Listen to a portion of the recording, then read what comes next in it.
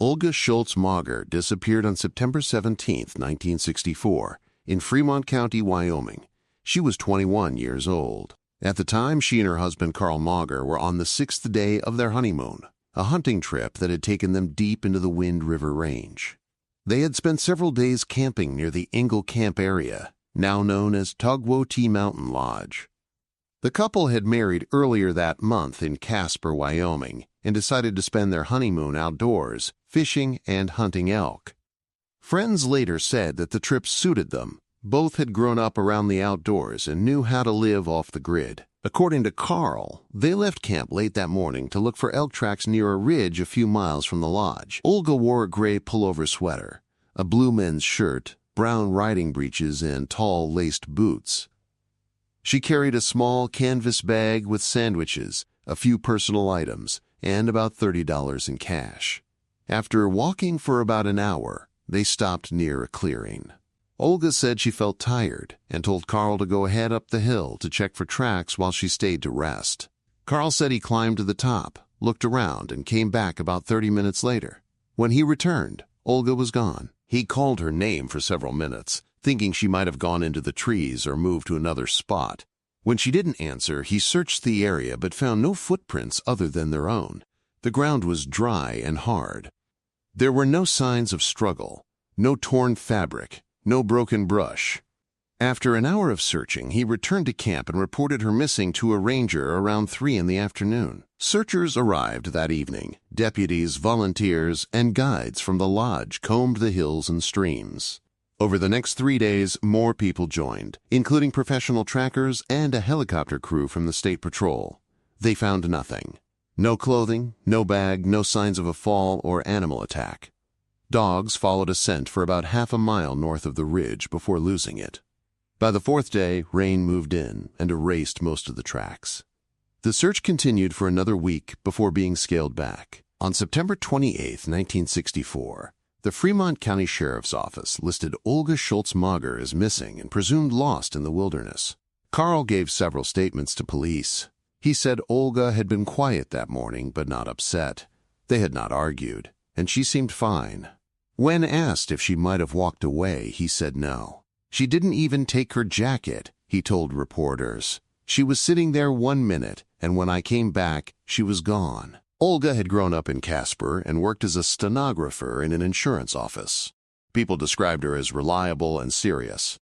Her younger sister, Helen, said Olga was smart but restless, that she loved traveling and kept maps on her wall, and often talked about seeing the ocean.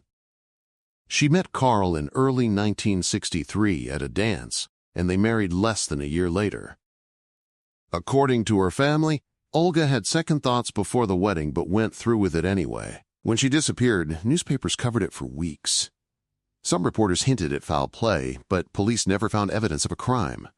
Carl passed a polygraph test and was cleared. Still, rumors spread. Some said she had fallen into one of the ravines nearby. Others believed she'd been attacked by an animal or caught in a landslide. A few locals thought she had walked away on purpose. Helen told reporters that Olga had recently said she missed being independent.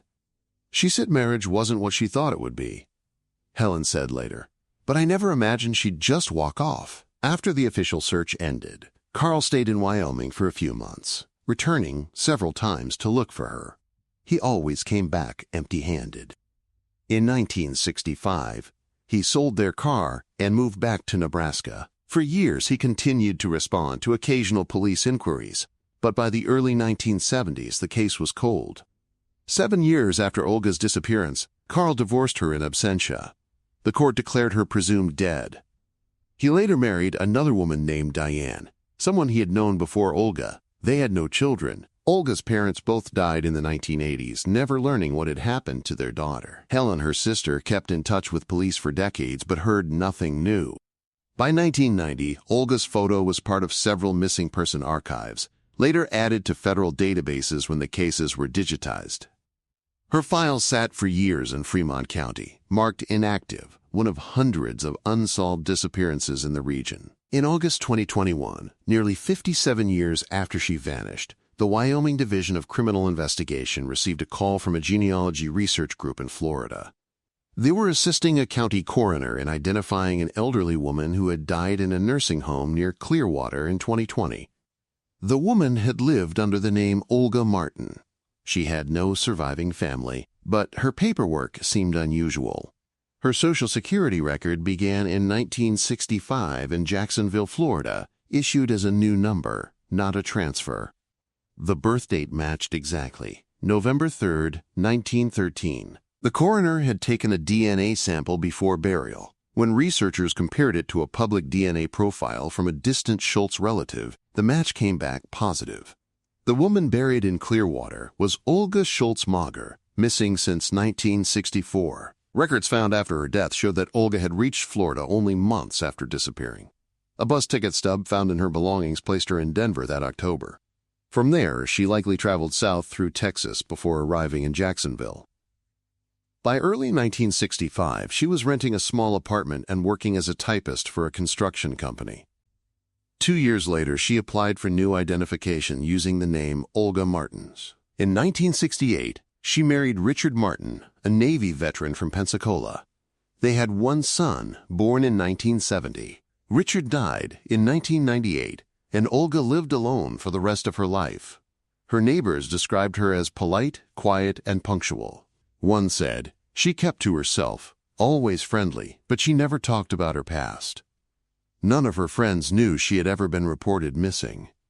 Her son said she told him only that she was from out west and never mentioned Wyoming or anyone named Carl. When the identification was confirmed in 2021, Wyoming authorities briefly reopened the file. The sheriff's office reviewed her history and confirmed that no evidence of foul play had ever existed.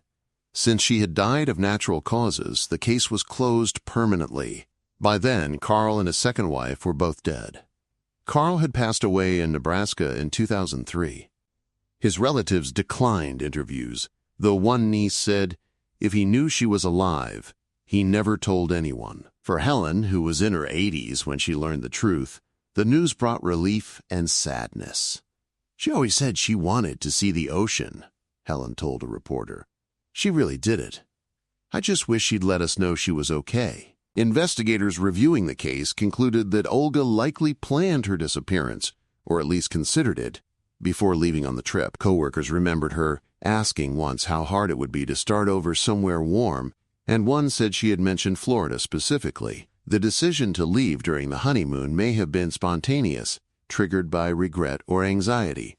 With little money, she would have relied on someone giving her a ride east, probably a truck driver or traveler heading out of Wyoming. There was no indication she ever contacted anyone from her old life again. After the DNA results, federal databases were updated to mark her as found. Her grave in Florida remained under the name Olga Martin, at her family's request. A small plaque was added beneath it reading, "Born in Wyoming, found at last." The story attracted some attention in 2021, mainly from cold case reporters who covered old missing person files. It stood out not for tragedy or crime, but for its quiet ending, a woman who simply left and built another life.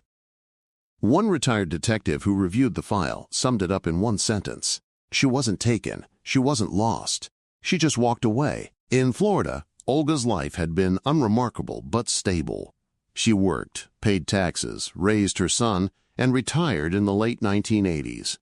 Neighbors remembered her as dependable, the woman who watered her garden each morning and waved to the mailman.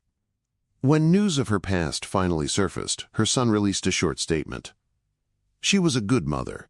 Whatever she left behind, she never brought it into our lives. Olga Schultz-Mager lived 56 years in Florida under another name. She died peacefully in 2020, far from the Wyoming hills where her story began. For everyone who searched for her, she had vanished without a trace. For everyone who knew her later, she had simply always been Olga Martin. And in the end, both were true.